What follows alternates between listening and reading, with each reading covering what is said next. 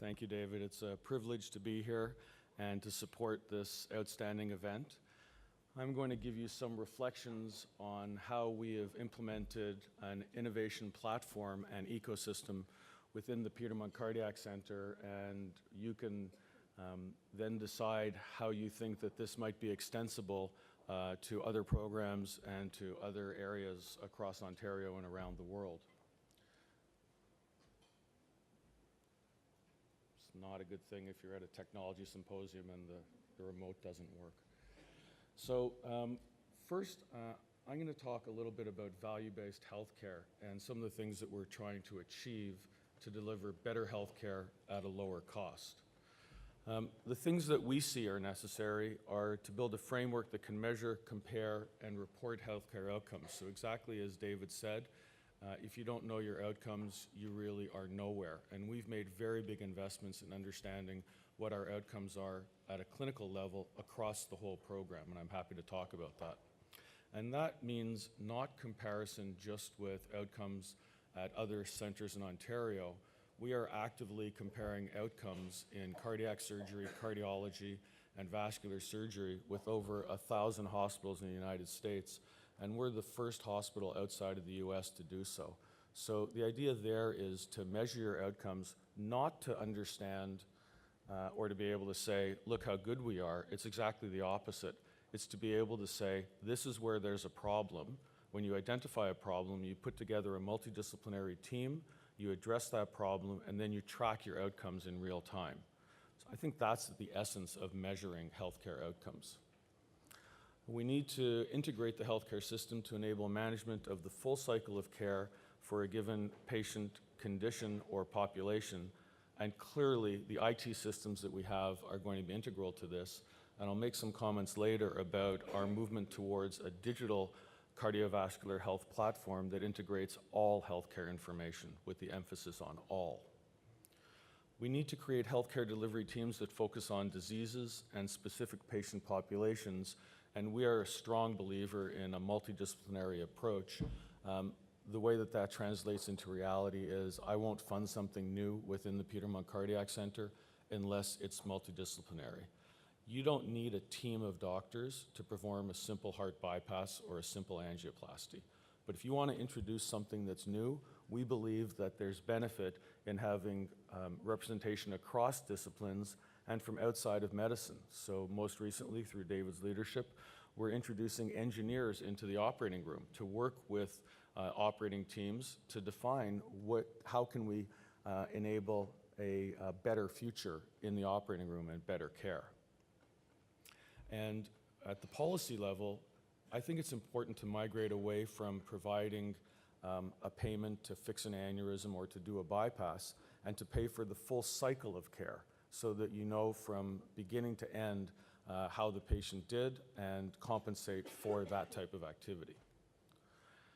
And all this leads to the statement that the demand for value being outcomes divided by costs, will drive improvements in the healthcare system and innovation. So, how does an individual clinical program in a pretty big hospital create and sustain a culture that promotes and supports innovation? Lots of people came to me at the beginning of the program and said, I'm an innovator, I want to do this, I want to do that, but there was no codified process for that. So one of the things I'm going to explain to you is how we have actually defined a process so that this is manageable. So first, it's helpful if you're a place that believes in doing world firsts. And this is actually an important concept because when you do something that's a world first, like this is a long time ago, but we were the first hospital to administer heparin to thin blood. Every cardiac surgical procedure in the world is based on this discovery. Now, when you have something like that, you generate a lot of media. And when you generate media, you get the attention of the philanthropic community. And when you get their attention, you get money. And you get money to do new things that are world leading. So we call this the media philanthropy cycle, and we are forever driving this cycle to be able to get new investments, because the reality is that the government of Ontario pays Toronto General Hospital, Hamilton Health Sciences Centre, and the Ottawa Heart Institute the same amount to do a bypass. So you're not getting additional money from government through clinical work, you have to realize this through other sources. So, first to use heparin. First hospital in the world where a wire was passed into a heart that wasn't beating, deliver an electric shock, and make the heart start beating. Every pacemaker on earth flows from that discovery by Dr. Bigelow, who also noted that when soldiers were injured in World War II and they were left in a snowbank, many that should have died didn't. And he realized that if your body is cool, you can survive longer. This led to the concept of deep cooling, arresting the heart, and fixing the heart. So all hypothermic arrest surgery on Earth follows from that discovery here. When you have a relative who goes to the intensive care unit with a heart attack, you just take it for granted that, of course, every hospital has one. But the first one in the world was at Toronto General. We're the first to develop an operation, this is Tyrone David, when the main artery that comes out of your heart, which is called the ascending aorta, is enlarged, to fix that and not have to fix the main valve in your heart. This has led patients to live much longer because mechanical valves don't last as long. This is the worldwide standard. And we're the first hospital in the world to have a patient go to the operating room, go to sleep for bypass surgery, have the first thing happen be an aspiration of bone marrow from their hip. While the bypass surgery is going on, which takes about 3 hours, that syringe goes to a lab that's right around the corner from the operating room. I give Shaf Khashoggi credit for this. That room allows us to separate out stem cells from the bone marrow. When the operation's nearly over, the chest is still open, technician walks back into the operating room, gives the surgeon a syringe, 5 cc's, full of their own stem cells. We're going to report the largest series in the world next year of 160 patients that got stem cell treatments directly in the operating room. It's also important to use the best equipment in the world. So this is the Guided Therapeutics Operating Room, $10 million Siemens platform, supported by the Princess Margaret Cancer Center. And you see that there's a robotic C-arm and a flash drive CT, which is the fastest scanner in the world when it was installed. This is the multipurpose operating room where we do advanced cardiac and vascular procedures. And this is a combined MR PET that we put next to a cyclotron and a radiopharmacy, so we can assess structure and function simultaneously.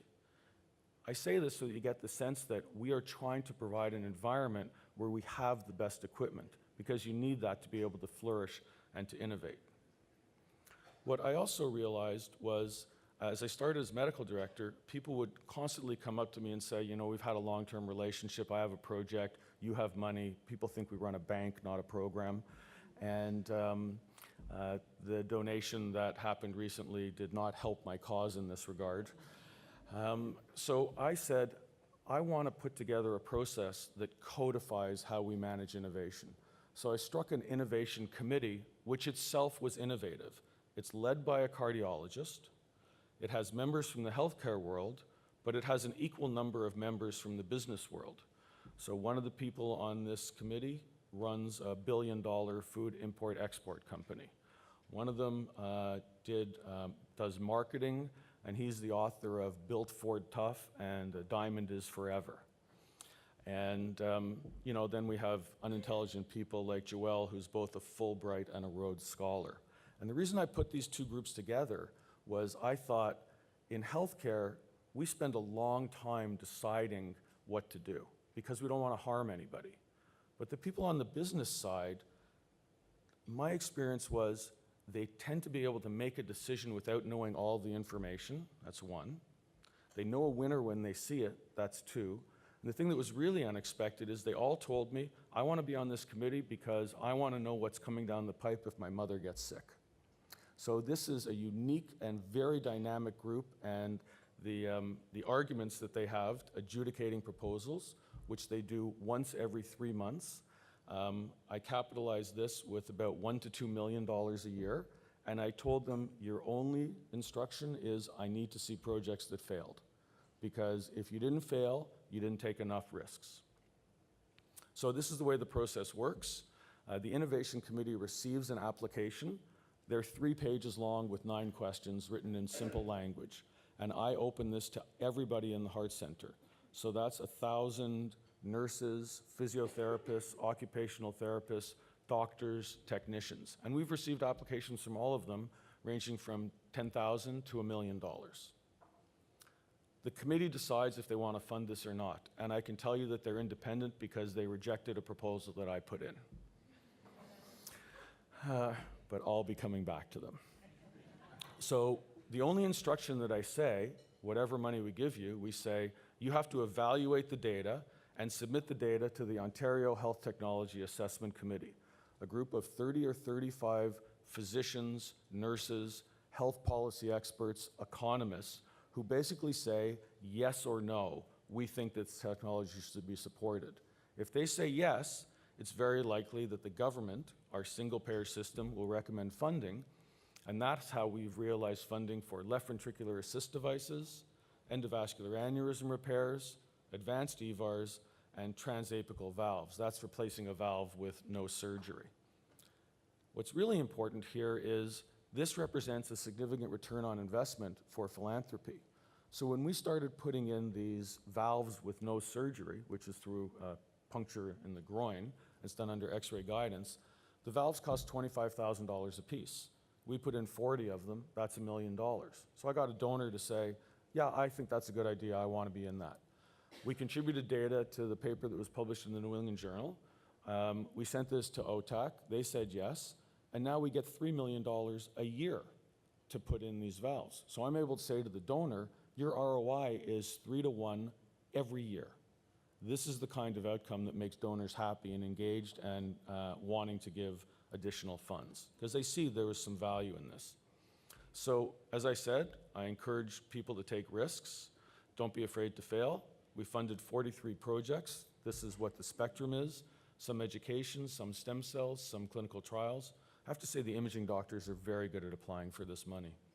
And this is a couple of things we funded. I told you about TAVI.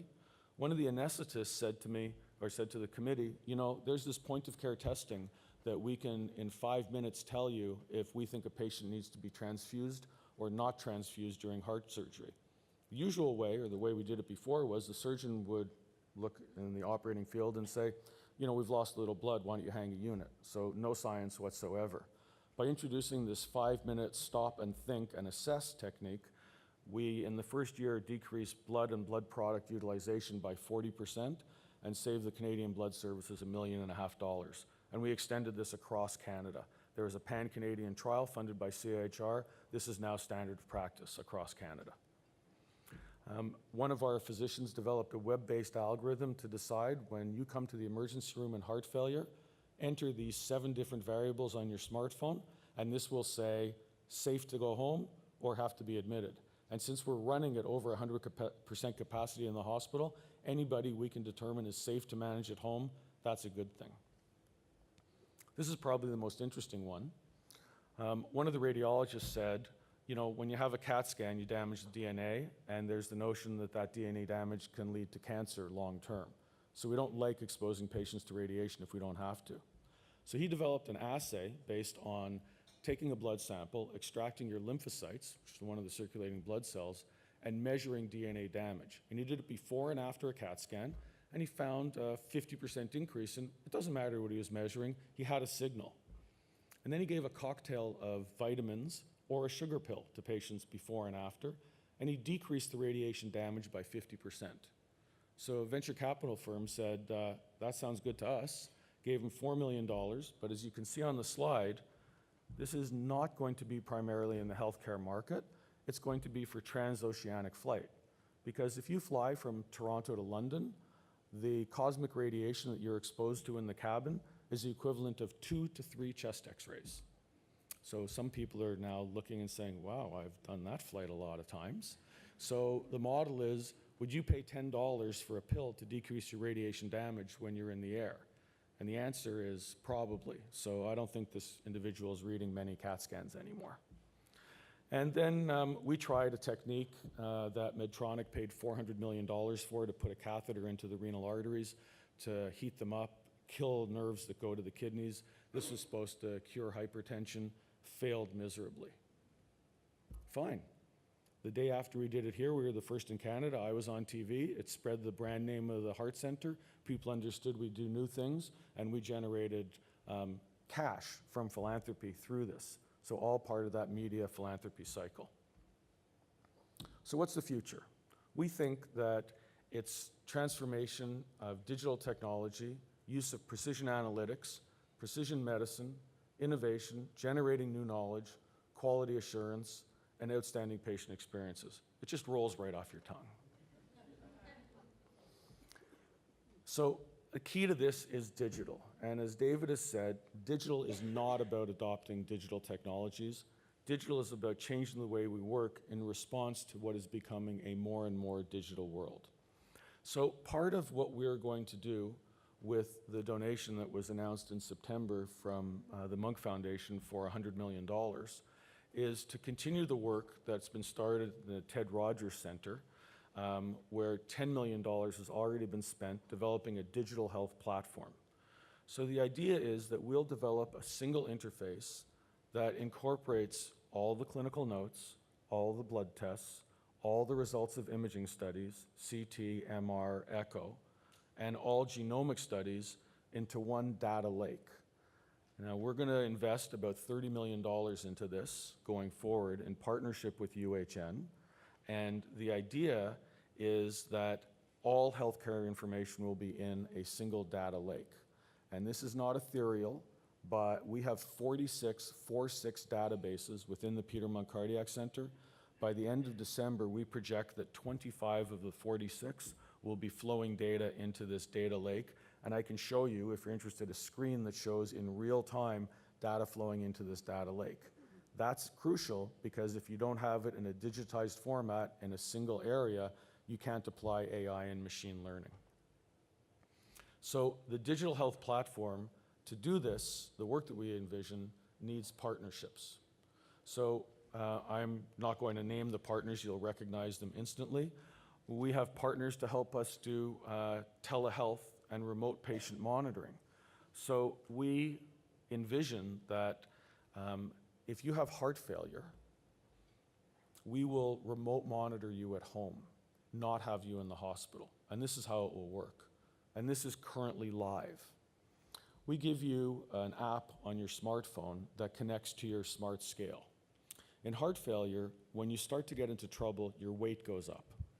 So if Mr. Smith weighs 70 kilos and steps on the scale, and the scale says 71 kilos, before Mr. Smith gets off the scale, there will be an email on his smartphone that says, your weight went up a kilo, take a water pill, which is Lasix, and call your doctor. The idea is to prevent somebody from spiraling into the situation where they weigh 2 kilos more the next day, 3 kilos more the following day, and on the fourth day, they're short of breath and in the emergency room.